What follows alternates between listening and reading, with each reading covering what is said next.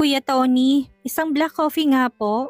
Wika ko sa taong nasa kabilang counter ng kantin. Aga naman tong tumalima. Make it two please. Charge it to my account. Anis kay nakasunod ko na pala. Hindi na pinabayaran sa akin ni Kuya Tony ang kape dahil inilagay na daw niya ito sa account ni Sky. Salamat, wika ko kay Sky. No problema, anito. Kailan ka pa dito? Bakit hindi ko yata naririnig ang pangalan mo? Tanong ko sa kanya. I'm Dr. Skylar Anderson. Ikaw si Dr. Anderson? Gulat na tanong ko. Ikaw pala yun? Kumunot noon naman ito. Ano nga ko pala yun? Ikaw yung palagi kong naririnig na pinagkakwentuhan ng mga nurses dito. Ang dami mong fans ha? Nakangiti kong kwento. Naalala kong itsura ng mga katrabaho kong kilig na kilig tuwing babanggitin si Dr. Anderson. Si Sky lang pala yun. Kumislap naman ang mga mata nito sa narinig. Tumingin to sa akin. Ganun ba? Ikaw ba isa sa mga fans ko? Anito na namumungay pang mga mata. Hindi, sagot ko sa kauminom ng kape. Nakita kong bigla na lang tong nang uubo. Ayos ka lang? Tanong ko sa kanya pagkuhay humiwalay na ako ng lakad sa kanya dahil papunta ako sa table kung saan ko iniwan ang aking donut. Napahinto ako sa paglalakad nang makita kong nasa harapan ko si Alexus na may hawak na coffee cup. Nakatingin to sa akin, sunod ay tumingin sa taong nasa likod ko. Si Sky, muling bumalik ang tingin nito sa akin. Binili kita ng black coffee, ani Alexus. Salamat pero I've already bought her one. Si Dr. Anderson ang sumagot. Yun din sanang sasabihin ko. Nilagpasan ko si Alexus at nagtungo sa may lamesa para kunin ang donut. Sa break room na lang ako kakain. May table naman doon. Pagdating ko sa break room, sinimulan ko ng kainin ng donut. Siya namang dating ni Alexus na hawak pa rin ang kape. Huwag niya sabihing ipagpipilitan pa rin niyang kape niya. Lumapit siya sa akin at pinatong ang kape sa table. Tanggapin mo na, binili ko talaga yan para sa'yo. Nakatingin ito sa akin, nakikiusap ang mga mata. Napakamot na lang ako ng kilay. Salamat, tinanggap ko na rin para umalis na siya. Isa pa ay sayang din yung kape. Masarap pa naman ang timpla sa coffee shop na binilhan ni Alexus. Itinuloy ko ang pagkain ng donut, ngunit nang mapansin kong hindi umaalis sa Alexus sa harapan ko, ay tiningala ko to. Pasensya ka na kung lati ang binigay ko sa'yo last time. Hindi ko kasi alam, anito. Ayos lang, inis ako sa kanya pero hindi naman ako bastos. Oo nga't sinaktan ni Alexus ang puso ko. Alam ko namang hindi siya masamang tao para bastusin. Matagal ko na siyang kilala at alam kong napakabait talaga nito. Yun nga lang, hindi siya ideal boyfriend. Tinignan ko siya ng patanong. May gagawin ka ba mamaya after ng trabaho? Anito, wala. May klik kong sagot at pinagpatuloy ko lang ang pagkain. Pwede ba kitang yayaing lumabas? Patuloy ni Alexus. Nagulat man hindi ko yun pinahalata. Pasensya na, puyat kasi ako kagabi kaya gusto ko na matulog ng maaga. Palusot ko. Hindi naman ako puyat pero ayaw ko lang na lumabas na kasama siya. Bukas, may gagawin ka ba? Hindi pa siya tumitigil sa pagbabaka sakali. Hindi ba't busy ka palagi? Bakit parang madami kayatang oras ngayon? Tanong ko sa kanya. Pwede ba tayong lumabas bukas? Gusto lang sana kitang makausap. Anito sa halip na sagutin ang tanong ko. Bakit bukas pa? Pwede mo namang sabihin ngayon kung ano man yun. Please, may pagsusumamo sa boses ni Alexus. Bakit nga?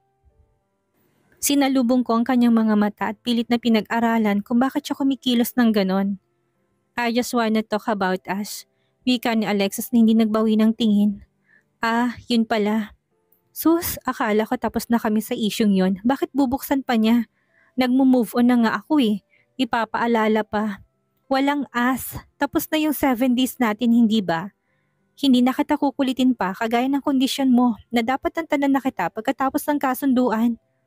Salamat at pinagtiyagaan mo ko ng 7 araw kahit pa nga pilit na pilit ka.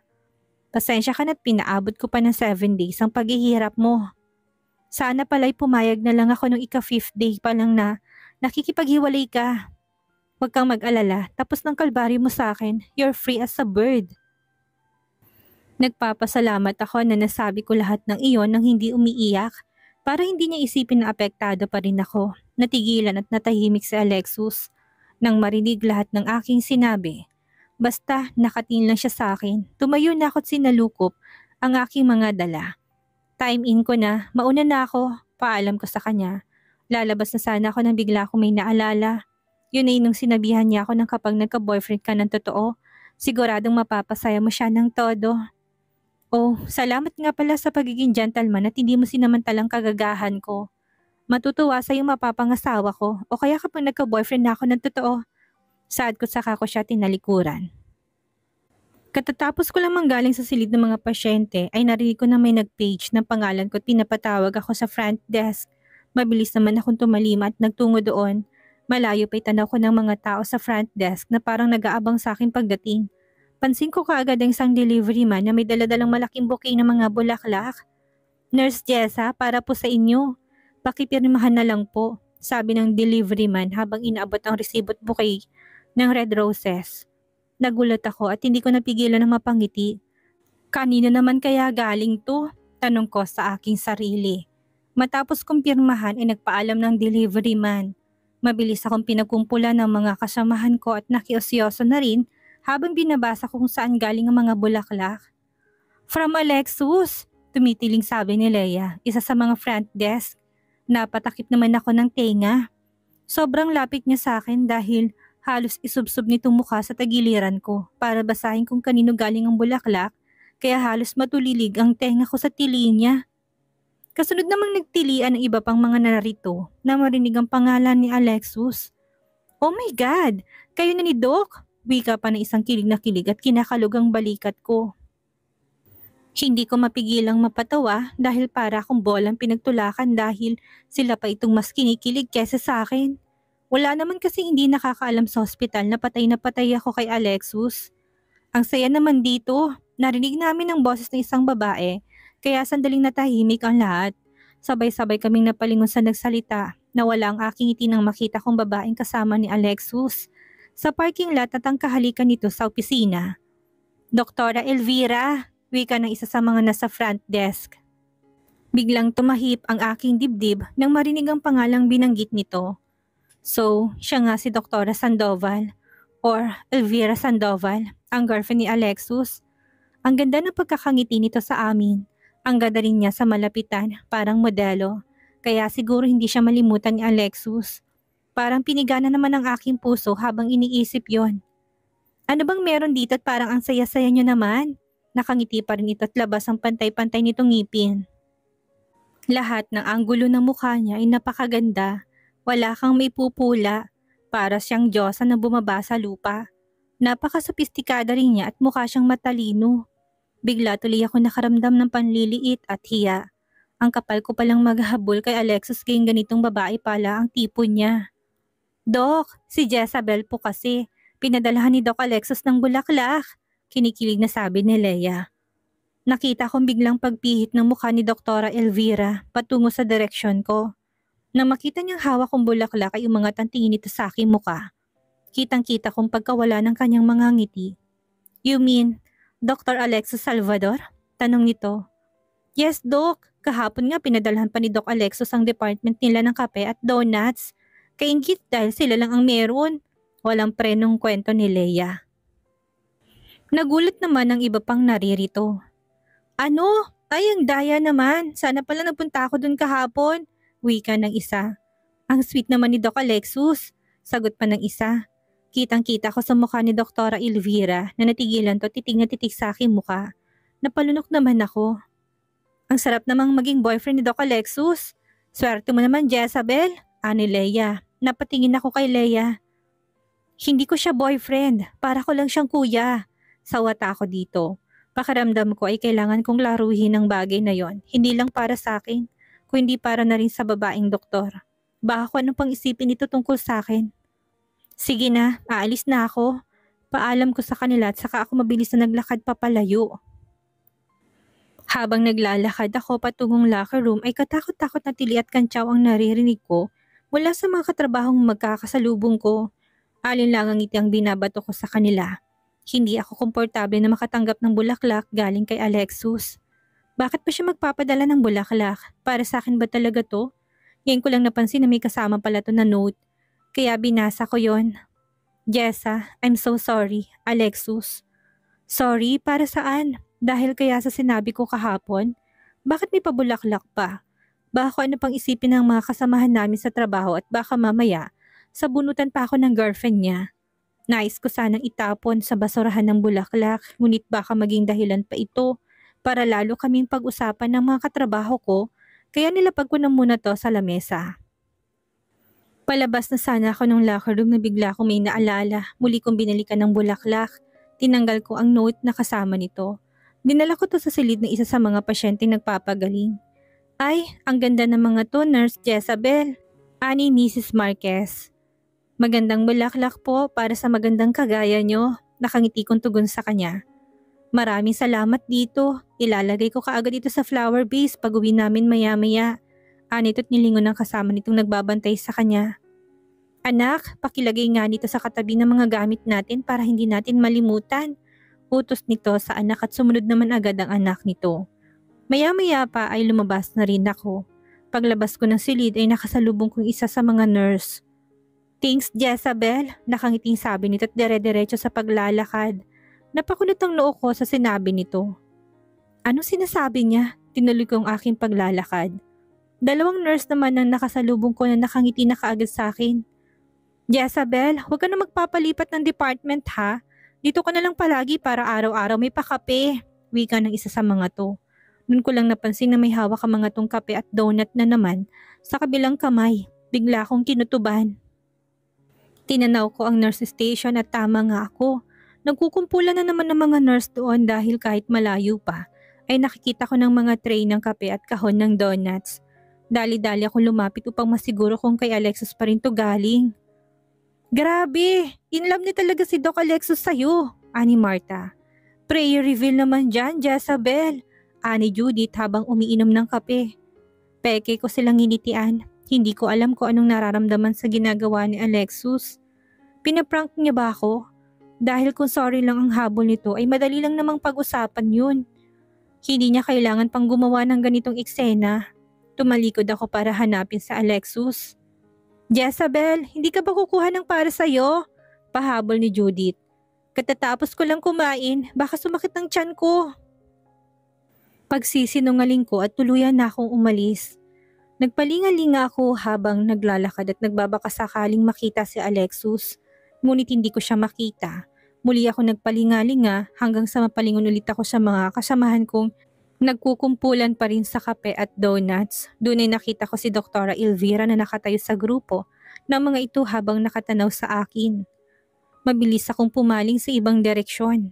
Natapos na ako't lahat sa trabaho, hindi ko pa nakikita si Alexis. Hindi bali na lang, saka ko na lang siya kakausapin. Kalalabas ko lang ng hospital at naglalakad na ako papunta sa abangan ng sasakyan nang marinig kong may tumatawag sa akin. Paglingon ko ay nakita ko si Alexis na mabilis na naglalakad papalapit sa akin. Binagalan kong paglalakad para magpang-abot kami. Kanina ko pa rin naman siya gustong makausap. Sasabihin ko sana na itigil na niyang pagpapadala na kung ano-ano pero naunahan niya ako sa pagsasalita. Bakit may biniging bulaklak sa pasyente? Tanong agad ni Alexis. Bakit? Masama ba? Binili ko yun para sa'yo. Anito? Bigay mo na yon, kaya pwede ko nang gawin kahit na anong gusto ko. Natahimik ito at napatingin na lang sa aking mukha. Ano ba kasing drama mo? Itigil mo na yung mga pagpapadala mo. Promise, wala akong galit o hinanakit sa'yo kaya huwag mo na akong alalahanin, okay? Hindi mo kailangang mag-guilty. Mas lalo ako nabubwisit dahil dyan sa mga pabulaklak at pakape mo. Nami-misinterpret tuloy ng mga tao. Sinabi ko na ayoko may issue sa'yo. Mahinahon kong paliwanag. Ano bang masama dun? Alam naman ng lahat na tayo na. Anito. Yun na nga yung issue na sinasabi ko. Hindi naman tayo. Saad ko. Hindi pa tayo tapos. Ani Alexis. Pwede ba Alexis? Gusto ko nang kalimutan yon. Hindi ba yun din naman ang gusto mo? Hindi ko maintindihan kung bakit pabalik-balik na lang ang usapan natin tungkol doon. Tugon ko. Gusto kong itamang relasyon natin. Gagawin kong gusto mo, mas mag-e-effort na ako. Hindi na kita gusto. Namumutawi ang katahimikan habang magkahinang ang aming paningin. Hindi na kita gusto, Alexis. Napagod na ako. Saad ko nang hindi kumukurap. Well, mahal ko pa rin naman siya pero totoong napagod na lang talaga ako. Jessa, kung iniisip mo pa rin yung nakita mo sa opisina, hindi ko siya hinalik. Wala akong pakialam kahit ano pang gawin niyo. Bahala kayo. Buhay niyo yan. Basta wag mo na rin akong pakikialaman. Tinalikuran ko na siya dahil nasabi ko ng gusto kong sabihin ngunit tinawakan itong pulsuhan ko at pinigilan niya ako. Jessa, please. Let's give it a chance. Pangako gagawin ko lahat ng gusto mo. Ang gusto ko, tantanan mo na ako. Hindi man yun ang sinasabi ng puso ko, pero yun naman ang tamang gawin para hindi na ako masaktan. Kung noon ngang wala pa akong karibal, hirap na ako makuha ang puso niya. Ano pa kaya ngayon na nakabalik ng girlfriend niya? Sigurado kung wala na talagang chance kahit nasubukan ko pa ulit. Ako lang tong kawawa sa huli. Medyo malapit na kami sa may waiting shed nung matanaw kong paparating na jeep, mabilis akong tumakbo upang abutan to. Agad naman ako nakasakay. Habang papaalis ang jeep ay nakita ko si Alexis na nakatayo pa rin sa pwesto kung saan ko siya iniwan at nakatanaw sa akin.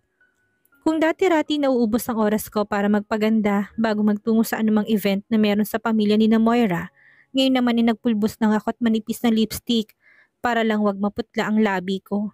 Nilugay ko lang ang aking bagong gupit na buhok. Hindi na rin ako bumili ng bagong damit. Nagsuot lang ako ng simpleng dress na ginamit ko na dati.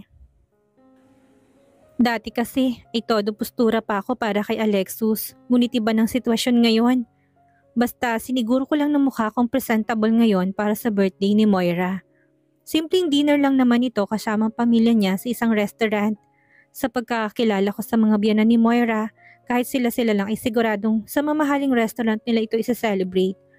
Dahil sa traffic ay 5 minutes akong late. Nahiya tuloy akong lumapit sa table nila pagdating ko. Kompleto ng buong pamilya nila. Magkatabi sina Moira at Douglas. Ang mga anak nilang napaka-cute ay nakaupo sa kanilang high chair. Magkatabi sina Doña Monica at Don Arturo. Malapit sa kinuupuan ng mga to si Alexis na ngayon ay nakatingin sa akin. Kagaya na nakasanayan ko, ay dumiretso na muna ako sa mga biyanan ni Moira upang lapitan sila. Magiliw naman akong binati ng dalawa. Bagay sa iyong bagong haircut mo, bulong ni Doña Monica. Kinikilig naman akong ngumiti sa kanya. Siyempre, ikaw ba naman ang purihin ng sosyal na si Doña Monica? Nakita kong tatayo si Alexis. Alam ko na ako anong gagawin nito. Dati kasi ay umuupo agad ako sa tabi niya para makatabi siya. Nung unay nagsisipagtawanan sila at naiiling na lang si Alexis. Hanggang sa makasanay na ng lahat na magkatabi kami palagi at naging rutina namin na sa tuwing magkikita-kita kami. Kagaya ngayon ay sa tabi ni Alexis ako mauupo. Bago pa man makatayo si Alexis at hilahin ng upuan ay lumapit na agad ako kay Moira at umupo sa tabi nito. Kita ko kung paano ako habulin ni Alexis ng tingin dahil nilagpasan ko siya. Parang hindi nila mahalatang umiiwas ako kay Alexis ay dinaan ko na lang sa pagbati kay Moira na kunwari super excited lang ako makatabi to. Happy birthday Moira! Nakangiti kong sabi dito habang inaabot ang regalo sa kanya. Salamat. Pasensya na po kung late ako. Na-traffic po kasi ako. Wika ko na nakatingin sa matatandang Salvador. Sabi ko naman sa'yo, dadaanan ka na namin. Ayaw mo naman, ani Moira. Next time na lang. Siya namang dating ng mga pagkain. Jessa, bakit parang ang layo mo yata kay Alexis ngayon? Pabirong sambit ni Doña Monica.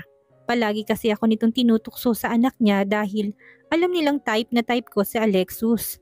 Aliw na aliw ito sa tuwing pinapanood ang itsura ni Alexis na umiikot na lang ang mga mata kapag nagpapapansin ako. Ay, hindi ko po napansin. Excited po kasi ako may abot kay Moira ang regalo ko.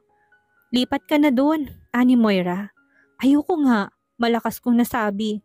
Lahat naman sila'y napatingin sa akin. Alinlangan ko silang initian at saka nagdahilan. Sabi po kasi ng mga matatanda sa amin, dadami daw ang asawa kapag palipat-lipat ng upuan habang kumakain. Palusot ko, kita ko sa sulok ng mga mata ni Don Arturo ang pangiti dahil sa sinabi ko. Aksidente namang napatingin ako kay Alexis na nakatingin sa akin. Una akong nag-iba ng tingin. Habang kumakain ay nagkwekwentuhan ng kung ano-ano na lang ang pamilya Salvador. Ako naman ay tahimik lang na nakikinig. Paminsan-minsan ay may tinatanong si Doña Monica sa akin. Katulad ng kamusta na ako sa trabaho, kamusta naman ang mga katrabaho ko at kung ano-ano pa. Hanggang sa mauwi ito sa pagtatanong tungkol kay Alexis. Hindi mo pa ba napapasagot si Alexis, iha? Tanong nito. Muntik na akong masamid dahil sa narinig. Dati naman ay baliwala lang sa akin kapag tinatanong nila ako ng ganito. Wala naman akong kahiya-hiya na sagutin ang tanong nila na, malapit na po. Tumikim na muna ako bago sumagot. Hindi na po ako nanliligaw kay Alexus. Kota na po kasi ako sa pambabasted niya. Ayoko pong tumandang dalaga. Kunwari masaya pa rin ako nagkakwento. Kita kong paglingon ni Alexus sa akin. Pagpasensyahan mo na yung anak kong manhid. Hayaan mo't ihahanap kita ng blind date, ani Doña Monica. Sige po, gusto ko yan. Kunwari ay excited kong sabi para mailay yung usapan namin kay Alexus. Ano bang gusto mo sa lalaki? Tanong ng Donya. Gusto ko po yung lalaking lalaki, yung medyo malago yung buhok at dark skin. Yung balat ay halatang sunog sa araw at masasabi mong matagal ang ginugol niya sa ilalim ng init ng araw habang nag-aararo ng lupain at nag-aalaga ng mga baka. Kaya medyo marumi yung kanyang damit. Tapos ang kanyang mga kamay ay may kalyo dahil sa walang patid na trabaho. Para po kasing ang sarap nilang magmahal, wika ko habang nakatingin sa kawalan na parang nangangarap ng gising. Ang totoo ay isang karakter sa nobelang nabasa kong aking idinidescribe. Yun kasi ang naisip kong sabihin para ibang-iba sa itsura ni Alexus. Na makinis at mukhang anak mayaman dahil sa ganda ng kutis na halatang babad sa aircon. Bigla namang sumingit si Moira sa usapan. Prom, di pa lang gusto mo eh. Bumalik ka na lang sa Batangas kung ganyan ang mga tipo mo. Ang dami kaya niya sa barangay natin. Ani Moira, napaismid naman ako sa sinabi ni Moira. Basag naman tong best friend ko. Hindi man lang sinakyan ng drama ko. Dugyot naman yung mga sinasabi mo eh. Nakanguso kong sabi kay Moira. Gusto ko siyang pandilatan kaso abala naman ito sa pagpapakain sa kanyang anak. Kainis dahil nakita kong mihinang tumawa sa Alexus. Panira naman tong si Moira. Nasira tuloy yung moment ko. Oh, so cowboy or hasyendero palang hinahanap mo, ani Doña Monica. Umaliwalas ang aking mukha dahil sa sinabi nito. Tumpak! Malakas kong sabi at napaturo pa sa Donya. Bigla ko namang natutupang aking bibig dahil nakalimutan kong sosyal nga palang kausap ko. Yes po, yun nga po yung ideal man ko. Sabay bawi ko at pinalambing ko pang aking boses. Ipapakilala kita kay Alessandro Del Martin, tagapagmana ng isa sa mga asyenda sa Laguna na malapit sa farm namin. Amiga ko mga magulang niya. Isasama ka namin next time na bibisita kami sa farm. Nakangiting wika ni Doña Monica. Hindi siya pwedeng sumama. Maraming trabaho sa ospital ngayon. May hirapan siyang kumuha ng vacation break. Ani Alexus habang nakatunang tingin sa plato nito. Shush! Pwede ko siyang bigyan kahit na 1 month vacation pa. Nakairap na tugon ng Donya at muli akong tinignan. Para naman magka-love life na itong si Jessa natin. Sayang naman ang beauty niya. Mas lalo pa naman siyang gumaganda ngayon dahil sa buhok niya. Dapat ganyan palagi iha para mas maraming nakakakita ng beauty mo. Hindi yung palagi ka na lang nakapusod. Hindi bagay sa kanya, parang pugad ng ibon. Itali mo palagi yan. Kontra ni Alexo sa sinabi ng kanyang ina. Sinimangutan ko siya at binigyan ng matalim na tingin. Pugad ng ibon pinagsasabi mo, mahina kong sabi. Kahit hindi malakas ay alam kong narinig niya yon. Hindi naman siya nakatingin sa akin dahil tutok to sa plato niya. Don't mind him. Nainggit lang yan dahil wala siyang love life ngayon. Halika rito sa tabi ko para hindi niya marinig ang pag-uusapan natin tungkol sa ipapakilala ko sa iyo. Natatawang sabi ni Doña Monica. Tumayo naman ako at habang naglalakad ay may sinabi ako kay Doña Monica. May love life po siya ngayon. Ang sweet nga nila eh. Talaga? Gulat na tanong ni Moira. Artista talaga to. Kunwari pa siyang nagulat alam naman niyan tungkol sa pagdating ng ex ni Alexus. Naikwento ko na kasi sa kanya sa telepono na kabalikan na sina Alexus at ang ex nito. Naupo ako sa tabi ni Doña Monica. Nakita mo? Maikling tanong ni Moira. Kitang-kita ko. Sagot ko dito tumingin ako kay Alexus na ngayon ay nakatingin na pala sa akin na nakakunot ang noo at nakabuka ang bibig. Ah, kaya pala nagpapaligaw ka na sa iba. Kunwari baliwalang sabi ni Moira. Nais kong matawa ng lihim dahil sa sinabi nito. Best friend ko nga talaga to. Talagang gumawa pa ito ng kwento para lang hindi ako magmukhang kawawa sa paningin ni Alexus. Kagaya ng sinabi ni Doña Monica ay kinausap niya ako at niyaya ko nitong sumama sa kanila sa susunod na bibisita sila sa Laguna. Mahina lang itong magsalita kaya kaming dalawa lang ang nakakarinigan. Si Alexis naman ay abala sa pagsagot sa mga tanong ni Don Arturo tungkol sa mga problema sa ospital. Nang matapos na kami ay nagpaalaman na ang lahat sa isa't isa. Buhat kong bunsong anak ni Moira habang naglalakad kami papalabas. Habang silang mag-asawa naman ay akay ang kanilang dalawa pang mga anak. Kina Moira ako sasabay, idadaan muna nila ako sa aking tinutuluyan. Papasok na ako ng sasakyan nang pigilan ako ni Alexis sa braso.